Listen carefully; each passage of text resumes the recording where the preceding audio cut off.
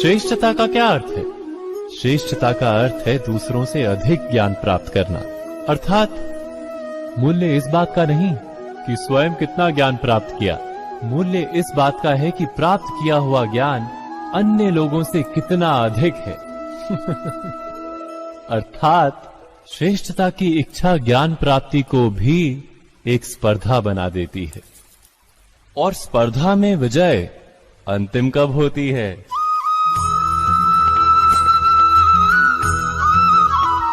कुछ समय के लिए तो श्रेष्ठ बना जा सकता है, किंतु सदा के लिए कोई श्रेष्ठ नहीं रह पाता।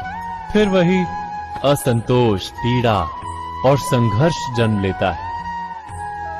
किंतु श्रेष्ठ बनने के बदले यदि उत्तम बनने का प्रयत्न करें तो क्या होगा? उत्तम का अर्थ है कि जितना प्राप्त करने योग्य है वो सब प्राप्त करना, किसी से अधिक पाने की इच्छा से नहीं, मात्र आत्मा की तृप्ति हेतु कुछ प्राप्त करना। उत्तम के मार्ग पर किसी अन्य से स्पर्धा नहीं होती, स्वयं अपने आप से स्पर्धा होती है। अर्थात उत्तम बनने का प्रयत्न करने वाले को देर अबेर सारा ज्ञान प्राप्त हो जाता है, बिना प्रयत्न के ही वो श्रेष्ठ बन जाता है। किंतु जो श्रेष्ठ बनने का प्रयत्न करता है वो श्रेष्ठ बने या ना बने, उत्तम कभी नहीं बन पाता।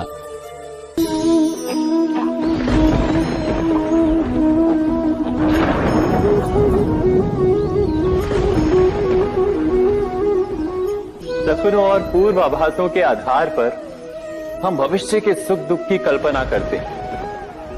भविष्य के दुख का कारण दूर करने के लिए हम आज योजना बनाते हैं।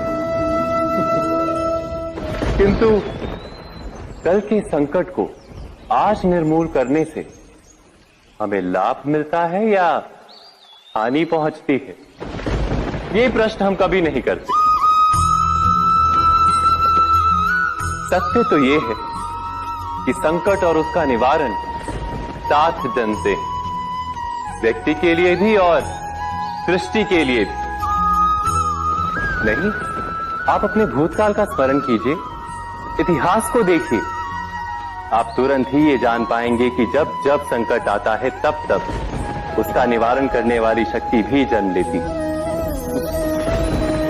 यही तो जगत का चलन है। वस्तुतः संकट ही शक्ति के जन्म का कारण है। प्रत्येक व्यक्ति जब संकट से निकलता है तो एक पद आगे बढ़ा होता है, अधिक चमकता है, आत्मविश्वास से अधिक भरा होता है, न केवल अपने लिए अपितु विश्व के लिए भी। क्या ये सत्य नहीं? वास्तव में संकट का जन्म है एक अवसर का जन्म, अपने आप को बदलने का, अपने विचारों को ऊंचाई पर करने का अवसर, अपनी आत्मा को बलवान और ज्ञान मंडित बनाने का अवसर। जो ये कर पाता है उसे कोई संकट नहीं होता, किंतु जो ये नहीं कर पाता वो तो स्वयं एक संकट है विश्व के लिए। विचार कीजिए।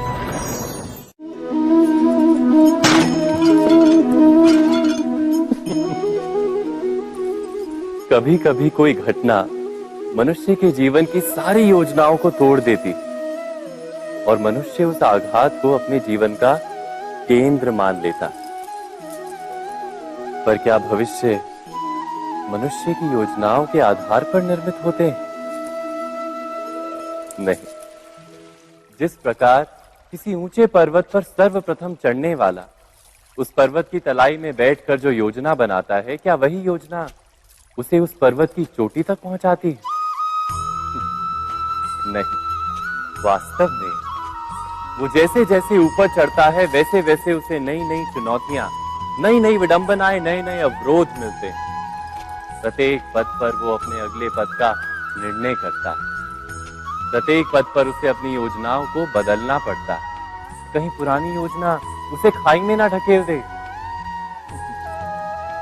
वो पर्वत को अपने योग्य नहीं बना पाता, केवल स्वयं को पर्वत के योग्य बना सकता है। क्या जीवन के साथ भी ऐसा ही नहीं, जब मनुष्य जीवन में किसी एक चुनौती को, एक अवरोध को अपने जीवन का केंद्र मान लेता है, अपने जीवन की गति को ही रोक देता है, तो वो अपने जीवन में सफल नहीं बन पाता और ना ही सुख और शांति प्राप्त कर पाता। अर्थात जीवन को अपने योग्य बनाने के बदले स्वयं अपने को जीवन के योग्य बनाना ही सफलता और सुख का एकमात्र मार्ग नहीं। स्वयं विचार कीजिए।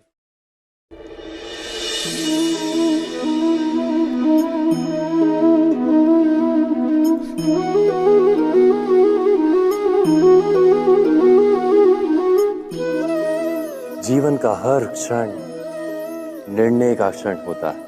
प्रत्येक पद पर दूसरे पद के विषय में कोई निर्णय करना ही पड़ता है और निर्णय अपना प्रभाव छोड़ जाता है। आज किए गए निर्णय भविष्य में सुख अथवा दुख निर्मित करते हैं, ना केवल अपने लिए, अपने परिवार के लिए भी, आने वाली पीढ़ियों के लिए भी। जब कोई दुविधा सामने आती है तो मन व्याकुल हो जाता है, अनिश्चय से भर जाता है। निर्णय का वो क्षण युद्ध बन जाता है और मन बन जाता है युद्ध भूमि। अधिकतर निर्णय हम दुविधा का उपाय करने के लिए नहीं, केवल मन को शांत करने के लिए लेते हैं। पर क्या कोई दौड़ते हुए भोजन कर सकता है? नहीं। तो क्या युद्ध से जूझता हुआ मन कोई योग्य निर्णय ले पाएगा? वास्तव में शांत मन से जब कोई निर्णय करता है तो अपने लिए सुखद भविष्य बनाता है, किंतु अपने मन को शांत करने के लिए जब कोई निर्णय करता है तो वो व्यक्ति भविष्य में अपने लिए कांटों भरा वृक्ष लगाता है। स्वयं विचार कीजिएगा।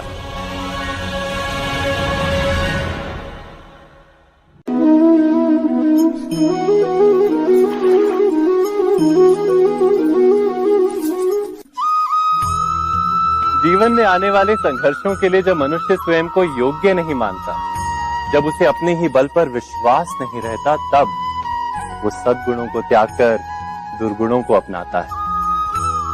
वस्तुतः मनुष्य के जीवन में दुर्जनता जन्म ही तब लेती है जब उसके अंतर में आत्मविश्वास नहीं होता। आत्मविश्वास ही अच्छाई को धारण करता है। ये आत्मविश्वास है क्या?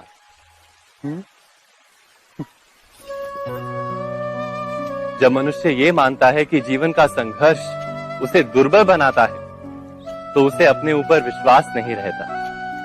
वो संघर्ष के पार जाने के बदले संघर्ष से छूटने के उपाय ढूंढने लगता है।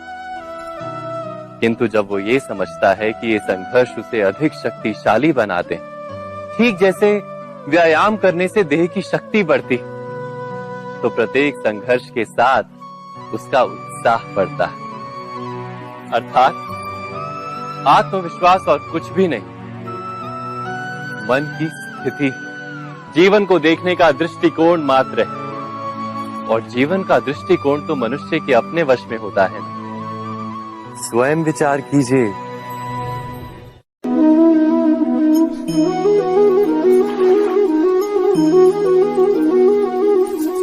पिता सदा ही अपने संतान के सुख की कामना करते हैं, उनके भविष्य की चिंता करते रहते हैं।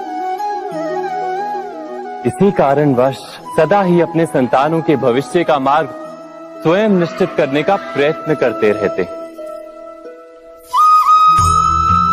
जिस मार्ग पर पिता स्वयं चला है, जिस मार्ग के कंकर पत्थर को स्वयं देखा है, मार्ग की छाया, मार्ग की धूप को स्वयं जाना है, उसी मार्ग पर उसका पुत्र भी चले, यही इच्छा रहती है हर पिता की।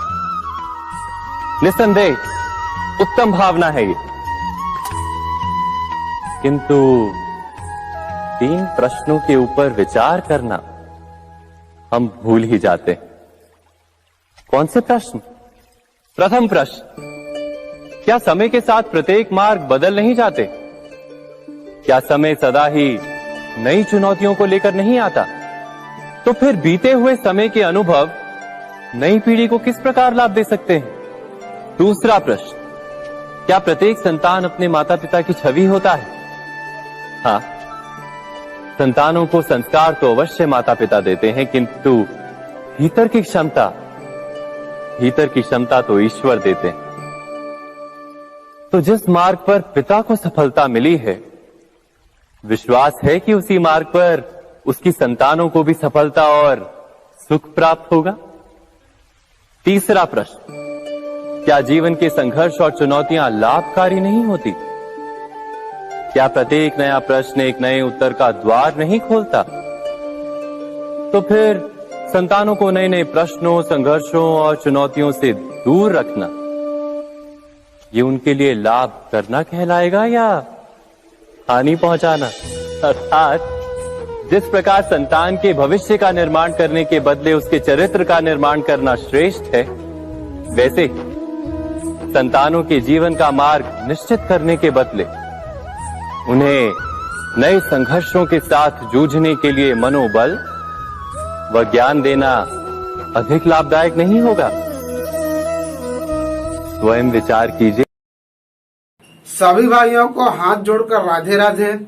भगवत गीता जरूर पढ़ें, आप भी पढ़िए, अपने बच्चों को भी पढ़ाइए। और अगर आपके घर में भगवत गीता नहीं है तो अभी ऑर्डर करिए, लिंक डिस्क्रिप्शन में दिया है। 200-250 रुपए की प्राइस है, तो जरूर ऑर्डर करें। और गीता से आपको सभ्यता मिलेगी, आपके बच्चों को संस्कार मिलेंगे जो आपके बुढ़ापे में लाठी का सहारा बनेंगे। भगवत गीता में वो ज्ञान दिया हुआ है जो बीत चुका उसका भी ज्ञान है, और जो आने वाले समय में बीतेगा उसका भी फुल ज्ञान दिया गया। भगवत गीता कोई बुक या किताब ना समझें, भगवत गीता आपकी जिंदगी का सार है।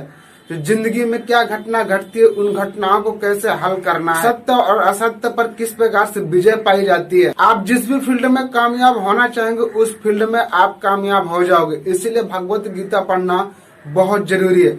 हर बच्चा, हर इंसान को भगवत गीता पढ़ना चाहिए। भगवत गीता से वो ज्ञान मिलता है जो आपके अंदर मोटिवेशन बढ़ता है, कभी भी आपको हताश निराश नहीं होने देता। आज के समय में जिन लोगों ने भगवत गीता को अपनी जिंदगी में अपनाया है, भगवत गीता ने उसकी जिंदगी बदल दी है। अगर आप भी अपनी जिंदगी को बदलना चाहते हैं तो भगवत गीता जरूर पढ़ें, डेली पढ़ें, 1 घंटा समय निकाल कर पढ़ें। मैं आज कुछ ऐसे लोगों के नाम बताऊंगा जिन लोगों ने भगवत गीता से अपनी जिंदगी को बदल दिया है, जैसे विवेक बिंद्रा, खान सर, सोनू शर्मा, ऐसे कुछ बड़ी बड़ी हस्तियां हैं जिनके मैंने नाम बताया। उन्होंने भगवत गीता का ही उन्होंने अपनी जिंदगी में अपनाया और भगवत गीता ने उनकी जिंदगी को बदल के रख दिया है। भगवत गीता दुनिया का सबसे पावन ग्रंथ है, और पावन ग्रंथ में अगर आप उन सारे अध्यायों को पढ़ते हैं और उन सारे अध्याय में कई हुई बातों को अपने जीवन में लागू करते हैं, तो आने वाले समय में आपका जीवन, आपका दिनचर्या और आपकी सारी चीजें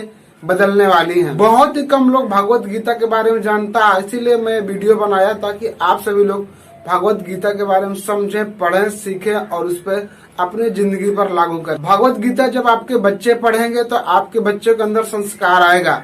अपने बच्चों को मॉडल मत बनाइए, अगर मॉडल बनाना है तो अपने संस्कृति, अपने संस्कार से उन्हें मॉडल बनाइए, ताकि वो आपके बुढ़ापे में आपका लाठी का सहारा बने, बुढ़ापे में आपका साथ सुख दुख बांट सके। पाप क्या होता है, पुण्य क्या होता है, माता पिता की सेवा क्या होती है, बुजुर्गों की क्या सेवा होती है, बुजुर्ग किस प्रकार से हमें आदर करना चाहिए, किस प्रकार से मान सम्मान करना चाहिए, सारी चीजें भगवत गीता में बताई गई है। जिससे वजह से भगवत गीता आपके बच्चों की जिंदगी तो बदलेगा ही बदलेगा, साथ साथ आने वाले समय में आपके बुढ़ापे में जो भी दुख होगा अपने साथ मिलकर बांटेंगे। बहुत सारे बच्चे क्या करते हैं, बड़े होने के बाद, शादी होने के बाद अपने माँ बाप को अलग कर देते हैं, और ये जो उनकी बड़ी कष्ट वाली जिंदगी होती है। अगर भगवत गीता आपके बच्चे पढ़ेंगे तो आपके माँ बाप को कभी भी बंटवारा करके नहीं हटाएंगे, अपने साथ रखेंगे, माँ बाप की सेवा करेंगे, अपना धर्म निभाएंगे, क्योंकि उनको भगवत गीता से ज्ञान मिला है, जानकारी मिला कि भगवत गीता में जो चीजें बताई गई हैं